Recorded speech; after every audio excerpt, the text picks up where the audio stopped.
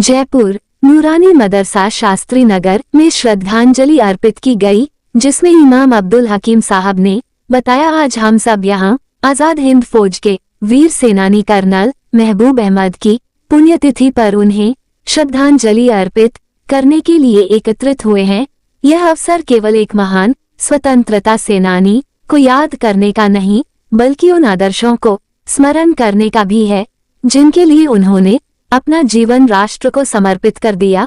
Colonel महबूब अहमद उन वीर सपूतों में थे जिन्होंने नेताजी सुभाष चंद्र बोस के नेतृत्व में आजाद हिंद फौज के माध्यम से भारत की स्वतंत्रता के लिए संघर्ष किया। जब देश गुलामी की बेड़ियों में जकड़ा हुआ था, तब उन्होंने अपने व्यक्तिगत हितों को त्याग कर राष्ट्र की स्वतंत्रता को सर्वोच्च प्राथमिकता दी। उनका जीवन साहस, त्याग, अनुशासन और राष्ट्रभक्ति का अनुपम उदाहरण है। आजाद हिंद फौज भारतीय स्वतंत्रता संग्राम का एक गौरवशाली अध्याय है। इस सेना में भारत के विभिन्न धर्मों, भाषाओं और क्षेत्रों के लोग एक साथ कंधे से कंधा मिलाकर लड़े। कर्नल महबूब अहमद इस राष्ट्रीय एकता के सशक्त प्रतीक थे।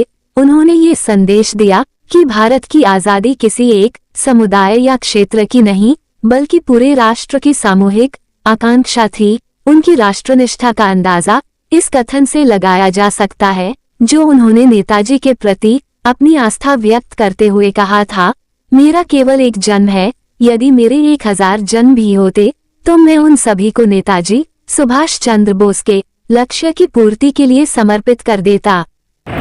आज हम सब यहाँ आज़ाद हिंद फौज के वीर सेनानी कर्नल महबूब अहमद की पुण्यतिथि पर उन्हें श्रद्धांजलि अर्पित करने के लिए एकत्रित हुए हैं। ये अवसर केवल एक महान स्वतंत्रता सेनानी को याद करने का नहीं, बल्कि उन आदर्शों को स्मरण करने का भी है जिनके लिए उन्होंने अपना जीवन राष्ट्र को समर्पित कर दिया। कर्नल महबूब अहमद उन वीर सपूतों में से थे जिन्होंने नेताजी सुभाष चंद्र बोस के नेतृत्व में आज़ाद हिंद फौज के माध्यम से भारत की स्वतंत्रता के लिए संघर्ष किया। जब देश गुलामी की बेड़ियों में जकड़ा हुआ था, तब उन्होंने अपने व्यक्तिगत हितों को त्याग कर राष्ट्र की स्वतंत्रता को सर्वोच्च प्राथमिकता दी।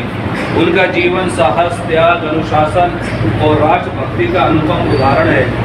आज़ाद हिंद फौज भारतीय स्वतंत्रता संग्राम का एक गौरवशाली अध्याय है।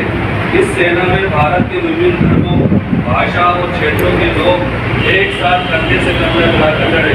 कर्नल महबूब अहमद इस राष्ट्र के एकता के सशक्त प्रतीक थे।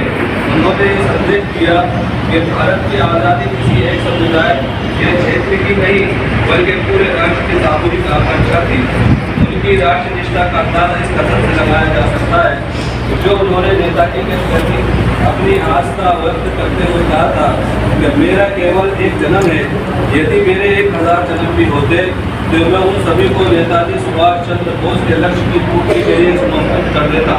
ये शब्द उनके समर्पण और देशप्रेम की गहराई को दर्शाते हैं। नेताजी ने उनकी योग्यता और निष्ठा को पहचानते हुए उन्हें आज़ाद हिंद फौज में कर्नल के पद पर पदोन्नत किया तथा अपना सैन्य सचिव नियुक्त किया। इस भूमिका में वे नेताजी के अत्यंत निकट सहयोगी में शामिल हुए थे। आज़ाद हिंद सरकार तथा सेना के बीच समन्वय की महत्वपूर्ण जिम्मेदारी निभाते थे।